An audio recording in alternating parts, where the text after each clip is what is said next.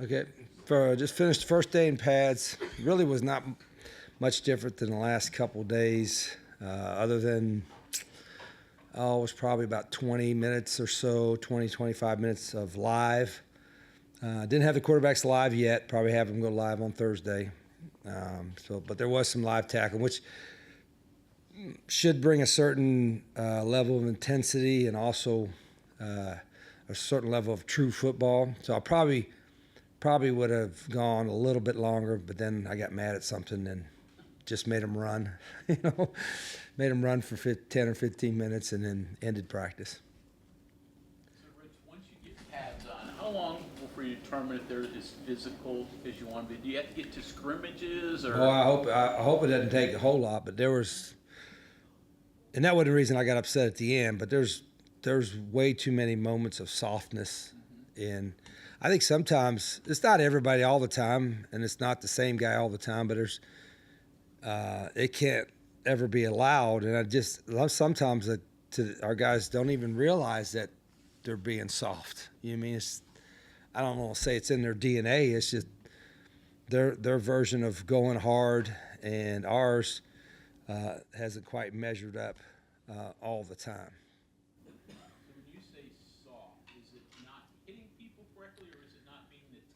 Not all the above. Just going hard, being physical. We don't tackle. We're not tackling low. We're not cup blocking low. So everything's up high, and and I don't want cheap shots. Nothing like that. And the guys understand that, but there should be some collisions or some sounds of collisions. And up front, the O-line and D-line, sometimes look like they're tango dancing instead of playing football, and it's I didn't eat a big breakfast because that's good, because there's certain things that might make you lose your breakfast. But I still like our guys. I like our team. I think they're very conscientious, and I think tomorrow I'm not going to change the scale. Tomorrow we'll be in shorts, but Thursday when we go full pads, I think it'll improve a notch, and then hopefully Saturday when we scrimmage, which Saturday is really when we got to get after it. We'll take another step. Is there anything you try to do as the head coach to try to bring a little bit more of that physical toughness and aggressiveness out of them at this point, and can't? You mean other than yell? I mean, if that's what works. Yeah, that's. I don't think I don't think you always have to yell. I do, but it's because that's kind of way I coached, I guess. But other coaches, they have to coach to their personality. You can get it. There's not one way to coach. I'm kind of loud. Other coaches are a little bit more cerebral, and that's fine as long as whatever you got to do to get results. And it wasn't like yelling the whole practice, but there are some moments where you almost have to overemphasize things. So not just that particular player, but all the players at that position or have that role understand it. The last thing you got to do, and guys understand this. We can't make the same mistakes tomorrow as we did today. Some of the things that are egregious, like in the football sense, not in the life sense, but some of the things that are egregious in the football sense, we really got to make a point out of, because everybody's got to understand that part of it. Like running around the route at the wrong depth or something like that. You'll correct it, and hopefully it'll get corrected. But like if you run the wrong route because you're lazy and don't do a particular technique in that route because you're lazy, that is a different type of dynamic to get corrected, in my opinion. Are the egregious errors, are they usually mental things?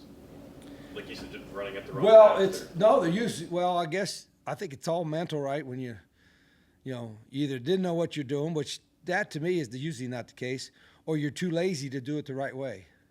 Typically, most of the things that I'm get upset about is they take the easy way out. They take the lazy way out. We said that earlier. Everything, when it was a couple of days ago, everything's made for them to be easier.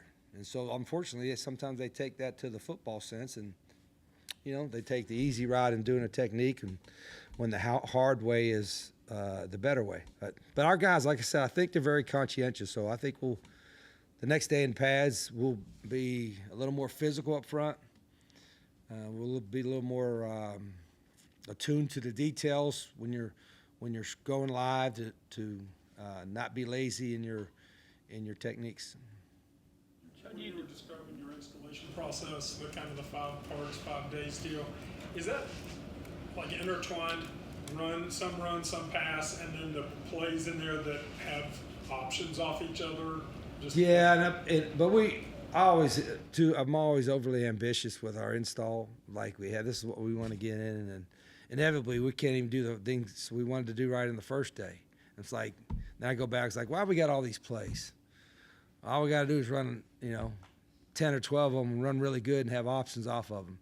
So that'll be part of my discussions with the offensive staff. I mean, I'm there, I'm responsible for it, so I've got to make sure that we got enough plays to have success, but we got to be able to run those plays really, really good, and then we can branch out from there. We're not ready to branch yet, really. When you started, you were probably practicing 2-3 times a day during camp, 6 hours. Obviously, you don't come close to that anymore. So how do you develop in camp without being on the field? So meeting room, that much more important? How does it work? Yeah, I think there's no question. It's a little difference that the guys are here in the summer and we are able to spend time with them. So that's helped where you don't have to have multiple practices. But I also think in a way it hinders, like every coach, we used to have 2 days, 3 days. Guys, and you didn't have guys pulling a lot of muscles because, man, they was in shape. When I played over here as a freshman, I remember we walked 6 times from the Towers dormitory because you had walked over for the morning practice, then back, walked over for the afternoon practice and back, then you walked over for the evening practice and back. So you had 6 times you walked back and forth in three days. And, that's what everybody did back then. And so we didn't need cars because we were in shape. I would have took a ride, but we weren't allowed to take a ride.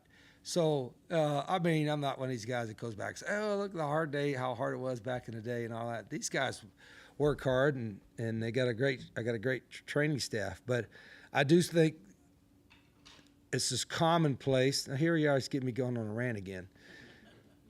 I think it's just commonplace for guys to think more about other stuff than football. Well, there should be nothing else on their mind like during football camp than football. I mean, they're going home and, I don't know what our guys doing. They get a couple hours. They got a couple hours this afternoon. They're probably going home and watching somebody dance in their tights on TikTok in their locker room, probably. Or they're watching SpongeBob SquarePants, or, they might be playing video game football. Maybe that's the closest thing they got to football, but I don't know. You're talking about the difference between when you were playing in 1984 Yeah. and now. How about when you got here in 2001? Is it much different than then?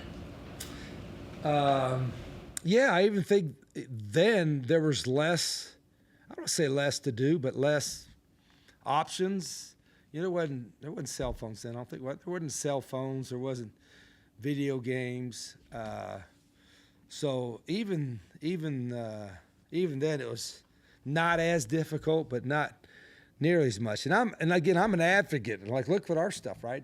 All the stuff we got in this building, and I'm an advocate for all these kids and the stuff we're doing for them and all that. But I do think part of my responsibility is to teach our guys to get up, put a great day's work in, and maybe, I don't know if you're going to outwork your opponent because everybody works hard, but have a sense of appreciation for their opportunity and work really, really hard to make the most of it. And then when they graduate or they move on to whatever career they're going to have, they're going to outwork somebody in the same field so they can have success. That's kind of a pipe dream, but I also think there's some realistic goals with that. My previous experiences with college football camp, it was very much, more. Is that August and Broadus football you're talking about? Yes, sir. Okay.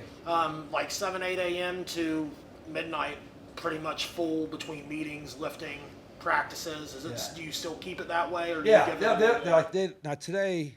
Yesterday, we don't lift every day now during camp, but yesterday they met and lifted in the afternoon, and at night we had a walk through and meetings, and so they're here most of the day. But it's like, I'm sorry, it's not a grind, from 7 to 8, whatever. People say, oh, it's a grind.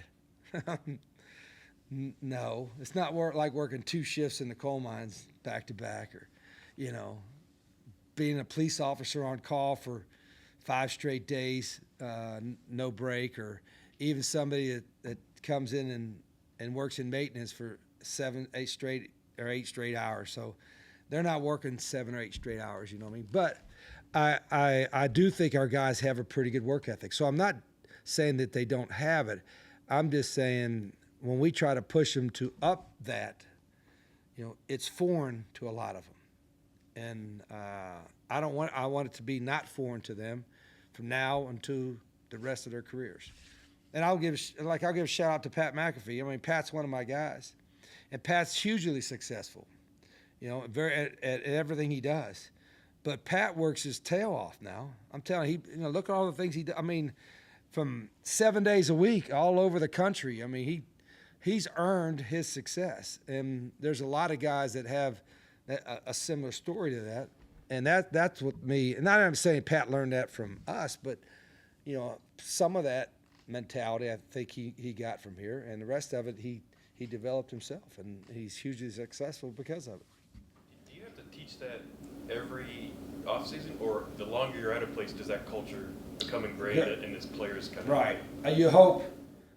You hope that the longer they're with you, they actually help you teach that culture. The veterans. Like right now, I guess there's a guy or two that came with us from Jack State that could maybe say they were a veteran in the system a couple of years. But even those guys, I had to get on a little bit. So you hope that helps grab those guys help the new guys coming in. So always the first year's always the hardest. That's just common sense. What will prove to you when you turn it up a notch? When I ain't got to yell. I ain't got to blow my whistles much. When I ain't got to run them after practice. It's oh, this was good, man. I feel good. People say you like to yell. No, I like to win, and I shouldn't yell as much as I do, and I'll try to get better at that. But I can't make any promise. I would, like I said, if I'm doing this, you guys get me on a rant every day. If I'm doing the same rant a week from now, I'm gonna have some serious concerns. Do you feel better about your offensive line depth at this point? No. I don't feel better about any depth, but I don't feel better about anything. Does that answer your question? Other than the fact I like my team, but I just don't feel better about where we're at. So we got time. Like, what's your perception? How good are you normally at knowing what you have? Like last year, you thought you may have been a little bit better, and you lost your first 3. Are you normally pretty good at knowing what you are? If I look back, and I keep my notes, if I look back, I think I got my notebook from last August. If I look back at my notebook from last August after practice 6, I probably had the same notes on there. Raquel will probably tell you she was there at every one of them. It was probably around the same spot. A lot of new guys, a little frustration here and there, a little optimism, and that's kind of where we're at. Like I got a little frustration, I got some optimism, so I'm like, okay, that's probably where it was at the year before that, and probably in 2005 and 2003 and 2001, everywhere else. Can you talk a little bit? Got news yesterday. Linebackers going to be added through the portal, and you were talking yesterday about potentially adding a running back or 2. Yeah. What's navigating the portal process during camp like? Finding who's out there, if they're eligible, what the interest is, and do we want to try to bring them in now? So there's a bunch of guys in the portal, but there's a running back or 2. There might be an old lineman or 2 that we're looking at. And I've told my recruiting staff, just keep looking. It's hard to add now. They'll be so far behind, but we have some concerns about depth at certain positions, and we got to make sure we're addressing it. No specific names required, but does that mean you have some players that were on the roster to start camp? I could tell you, but then I'd have to shoot you.